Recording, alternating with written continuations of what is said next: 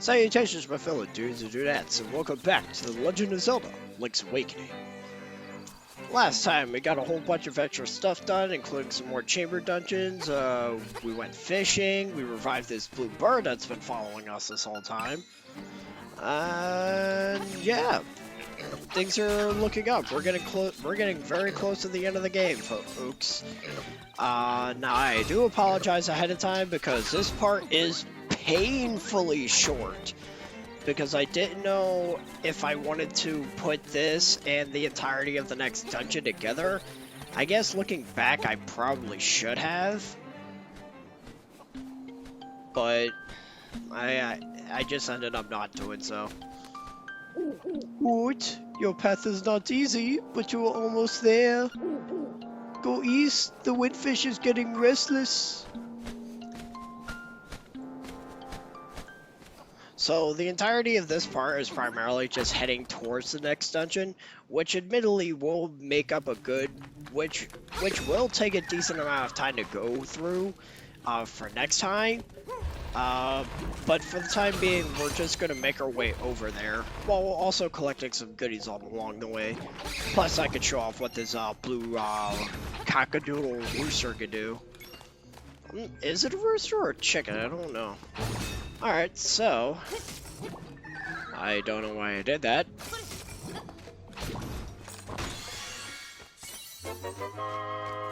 Come over here to get 50 rupees. You could have just flown over here with the bird. Because again, you can fly over and get large gaps with it. I think I said that last time. So now we're just gonna head alongside here. We actually got a few secret seashells before we actually make our way to the next dungeon.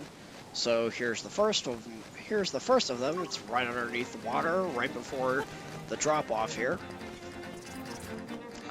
Then we're gonna actually explore this bridge-like area we saw a little earlier in our adventure, when we are making our way towards Angler's Tunnel. Get these Tektites out of the way.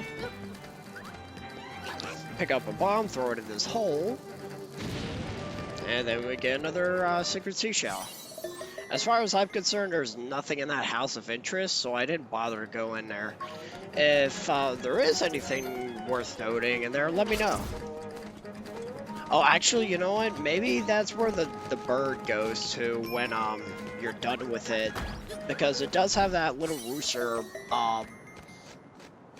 thing, that roost-like thing on the top of that. I don't remember what that thing is called. I know you see that in a lot of farms. I just don't remember what it's called. I guess it's like a rooster pinwheel or something like that. I don't know. Anyway, now that we managed to acquire those secret seashells, we're gonna make our way through this area. And we're actually gonna use the bird, because there's no way to get through that, especially through here, because it's just a giant chasm. Bird, thank you. And we should be getting our last key of the game. There are only 5 keys in total. The dungeon, the final real dungeon of this game doesn't require a key. In fact, we'll get to that. Alright, now we just gotta make our way back.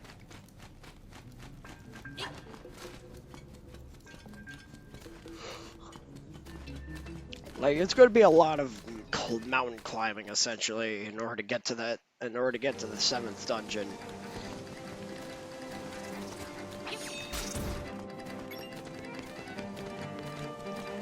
And I will say, for what it's worth, Koholint Island, like as a overworld, is more varied than I initially gave it credit for, because you got this really neat looking mountainous area, and I think it looks really nice.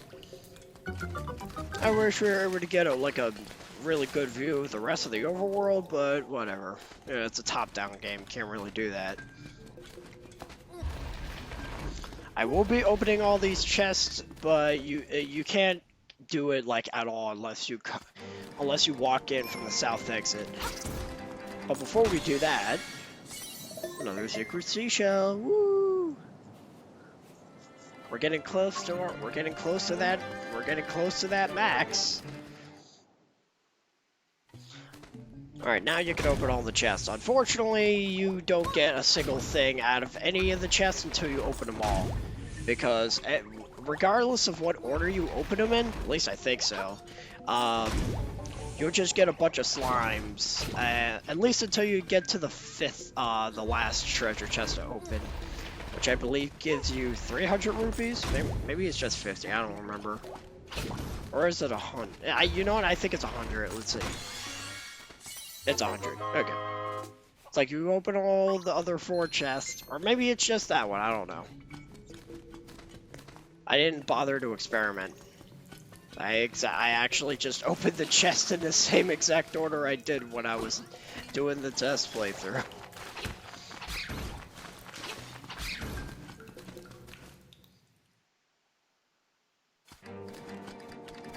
And now we've got this little area. You are near the Eagle's Tower. Beware of the bird. Bird? What bird? I mean, it's called Eagle's Tower, so maybe there's a bird in there, but I don't... We haven't gotten there yet.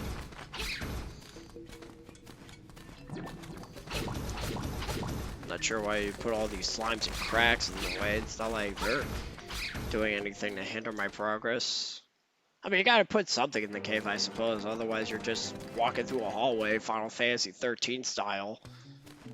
But, whatever. Ow. Yeah, there isn't much to this, so I apologize if I'm kind of silent, because we're almost done the game, so all the fun and exciting exploration part of this adventure is kind of been done at this point. Because now that we're at the last 2 dungeons, there isn't much left in terms of collectibles, and there's very little time in between these dungeons as well. So it's like, once we complete this next dungeon, we're actually going to be, once we complete this next dungeon, we're going to have a relatively short part of it, in between dungeons 7 and 8. And then we'll have the final dungeon. Pretty much like this part, but I think it's going to be a bit longer.